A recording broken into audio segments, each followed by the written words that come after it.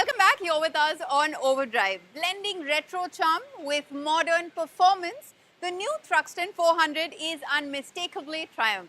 It's time to experience this legendary cafe racer reimagined for everyday rideability. Hi, one Americano, please. Thank you. Thruxton. You see, Bajaj and Triumph have done it again. After impressing us with the Speed 400, the Scrambler 400, they have now taken a bold swing at the Cafe Racer Cool. Before you start throwing around the Thruxton name lightly, let's clear the air. This is not just a Speed 400 with a fancy fairing slapped on it. It's a lot more ambitious than that.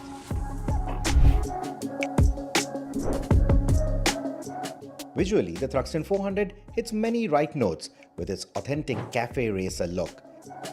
Low-slung clip-ons, aggressive riding posture, and a sleek quarter fairing that makes you look ready for the next Isle of Man TT.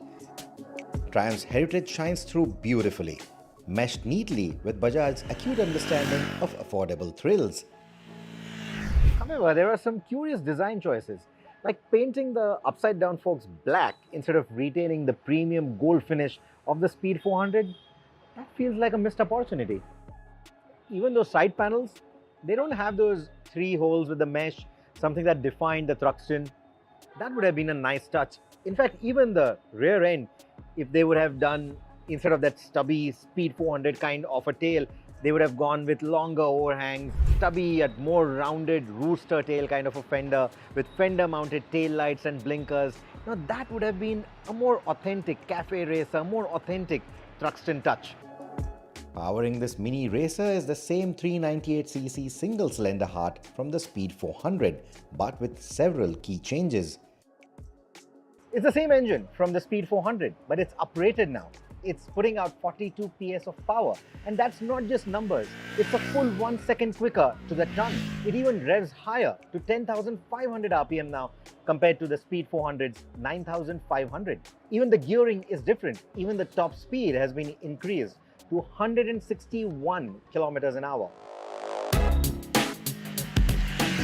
The acceleration feels punchier off the line, but the real-world performance advantage only comes alive beyond the 8,000 RPM mark. The mid-range torque remains meaty enough for lazy city riding in higher gears or effortless overtakes, but the engine's character here is more rev-happy and eager than the broad, punchy feel of the bigger Thruxtons.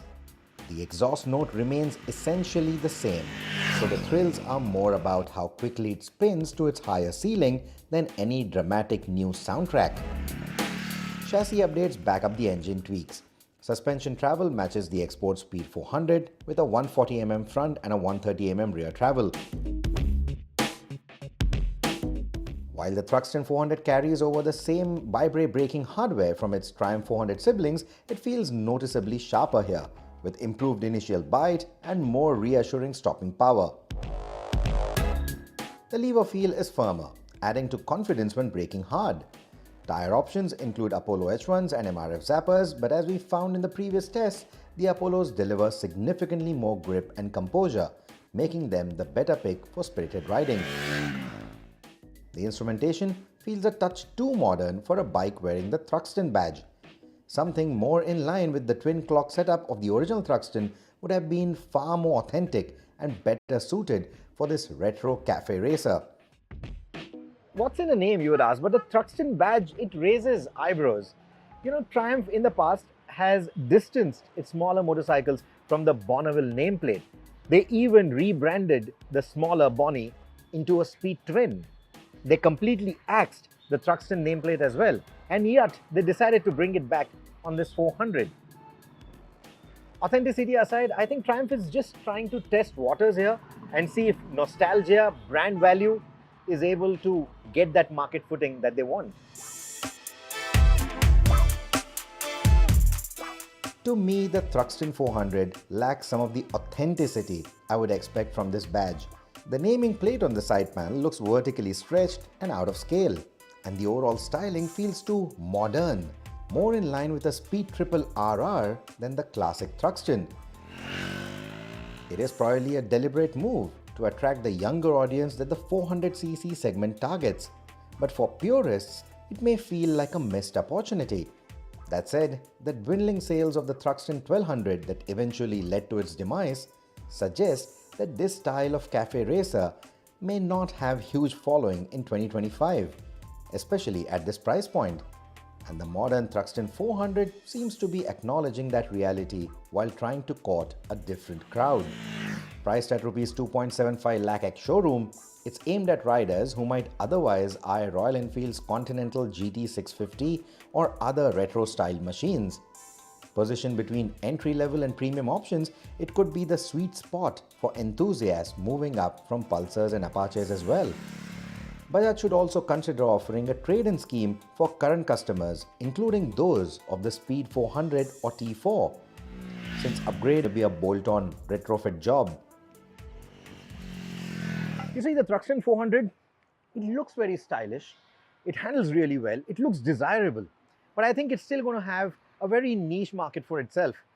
It's positioned over the Speed 400, but despite that, the price point is such that it will not just attract new riders, it will also attract returning riders, seasoned riders, someone who want to have a Triumph in their garage, someone who want something stylish to add to their evening meets, coffee meets, breakfast rides, etc. So I think from that perspective, it absolutely nails it. Will it be a mass market offering like the Pulsar 220F? I don't think so. That's not going to happen. It's not going to find that level of street cred, that level of mass appeal. But at the same time, if you've been avoiding something like a Pulsar 220F because of its rough and ready attitude, then this is the more stylish, sophisticated and premium alternative that you should definitely look at. With that, it's a wrap on this week's edition of Overdrive. But remember, you can stay in touch with the team through our various social media platforms. You can write to us on YouTube as well. We'll see you next week. Until then, many thanks for watching. Drive and ride safe.